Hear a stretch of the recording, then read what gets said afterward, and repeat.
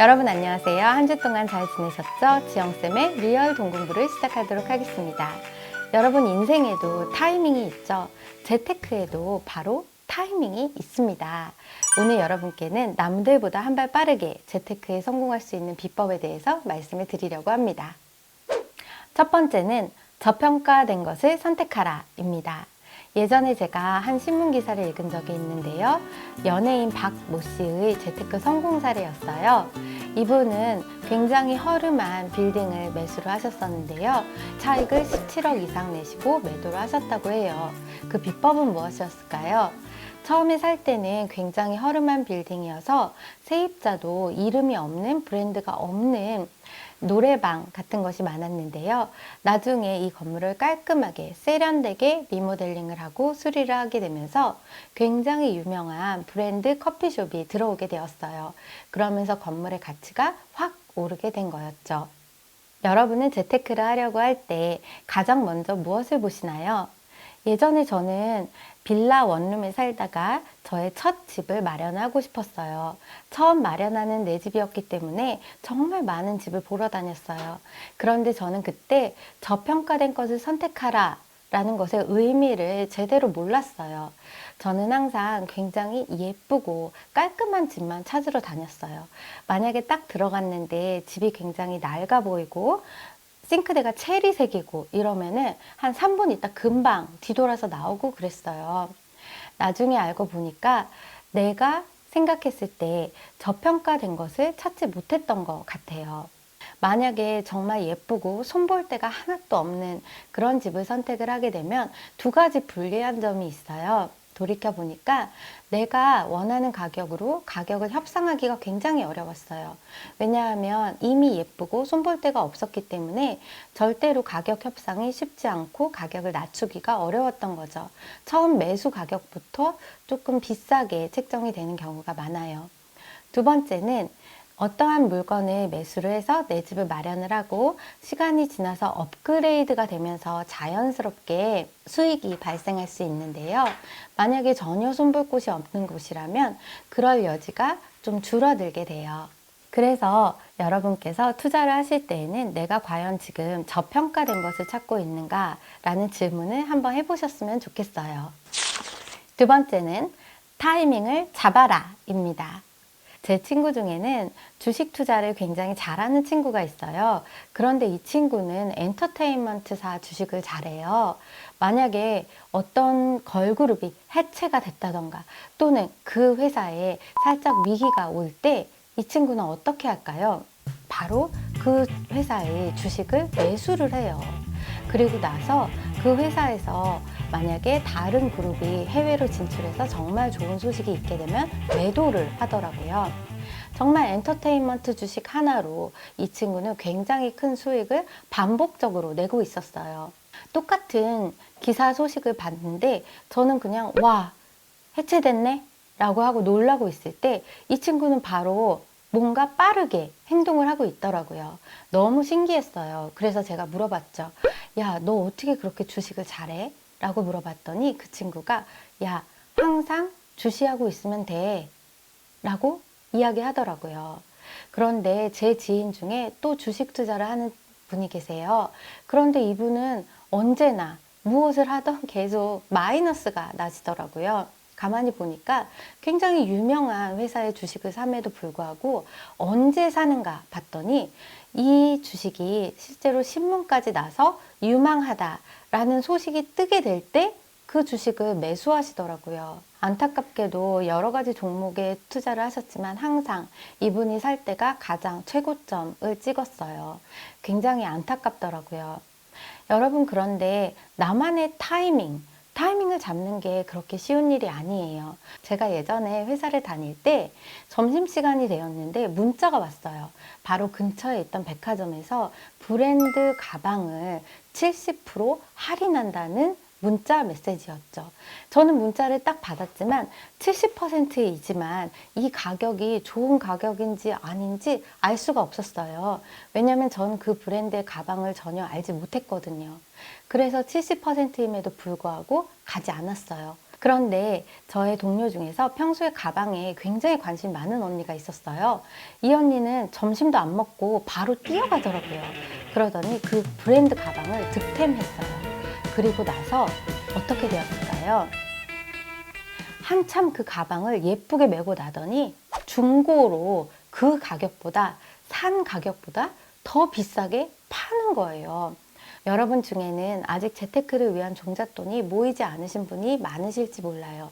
그렇다 하더라도 주시하셔야 해요. 그래야만 내가 가진 작은 종잣돈으로도 무엇인가 시작할 수 있는 타이밍을 잡으실 수 있기 때문이에요.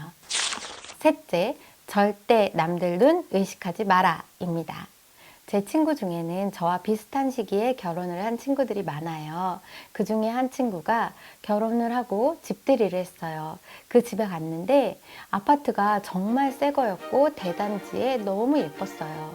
들어갔더니 정말 고급 가구들이 가득했고요. 집들이 음식을 내놓는데 그릇도 모두 수입 그릇이었어요. 그런데 나중에 알고 보니까 그 친구는 그 집을 전세 대출을 받아서 시작을 한 거였어요. 뿐만 아니라 그 그릇, 수입 그릇을 위해서 대출까지 받아서 많은 것을 장만을 했다는 걸 알게 됐어요. 제가 잘 이해가 안 돼서 그 친구에게 물어봤어요. 야, 근데 굳이 그렇게까지 할 필요가 있어? 라고 물어봤더니, 야, 내가 지금 신혼이고 남들도 우리 집에 오는데 내가 이 정도는 해야지 라고 이야기를 하더라고요. 2년이 흘렀어요. 어떤 일이 생겼을까요? 새 아파트의 주인이 이 친구에게 전세금을 올려달라고 요구를 했어요. 결국 이 친구는 반전세로 다시 그 집에 연장을 하게 됐죠. 그리고 나서 2년이 지났어요. 어떻게 되었을까요? 다시 또 전세금을 올려달라고 했어요. 그러자 이제 이 친구는 정말 고민이 되기 시작했어요. 이제 아이도 생겼고 지출은 많이 늘었는데 더 이상 전세금을 올려줄 여지가 없었죠. 그래서 결국에는 외곽으로 이사를 가게 됐어요. 반면에 정말 똑순이 같은 친구가 한 명 있었어요.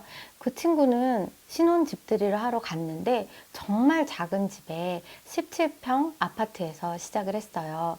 그렇지만 알고 보니까 자신의 집을 마련을 한 거였어요. 작은 집이었지만 자신의 집을 마련을 했고 그 안에 가구들도 소박하게 그지 없었어요.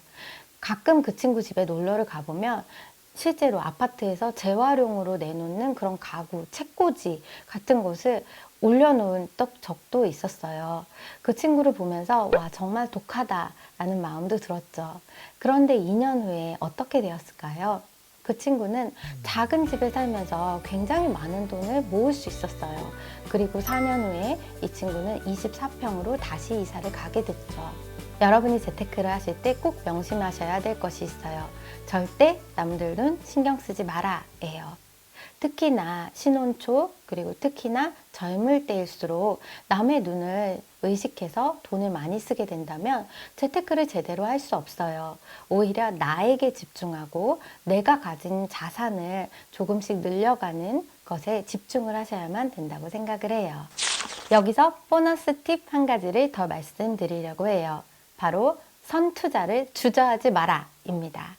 제 친구 중에 세일즈 영업을 하는 친구가 있어요. 그런데 그 친구는 계속 몇 년째 크게 성과를 거두지 못하고 있어요.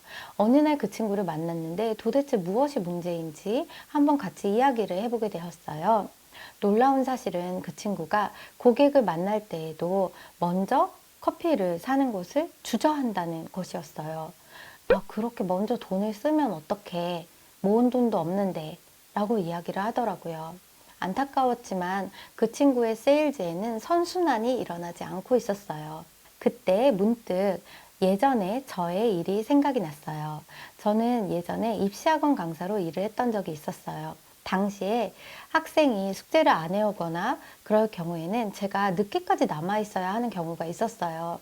마음속으로는 살짝 짜증이 났어요. 그렇지만 그 학생이 집에 돌아갈 때에는 비타민이라도 하나 지어주었어요. 그러면서 정말 고생 많았다고 했고 또 비타민을 건네줬죠.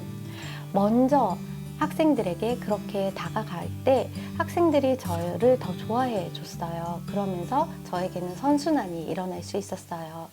그래서 여러분이 지금 어떤 일을 하고 계시던 간에 만약 자신의 세일즈 또는 자신의 능력을 높이기 위해서 투자가 필요하다면 선투자를 주저하지 마시라는 말씀을 드리고 싶어요.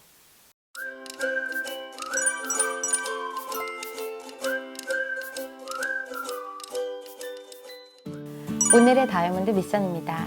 오늘의 다이아몬드 미션은 남들보다 한 발 빠르게 재테크를 하기 위해서 내가 과연 할 수 있는 것이 무엇인가 찾아보시는 거예요.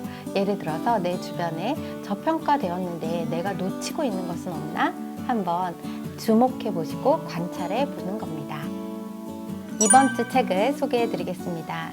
이번 주 여러분들과 나누고 싶은 책은 파리에서 도시락을 파는 여자라는 책이에요. 이 책의 저자는 굉장히 큰 글로벌 기업 켈리 델리의 회장님이세요. 전 세계적으로 수많은 매장을 갖고 계시는 성공적인 사업가죠. 그렇지만 수년 전에는 굉장히 크게 실패를 하셨어요.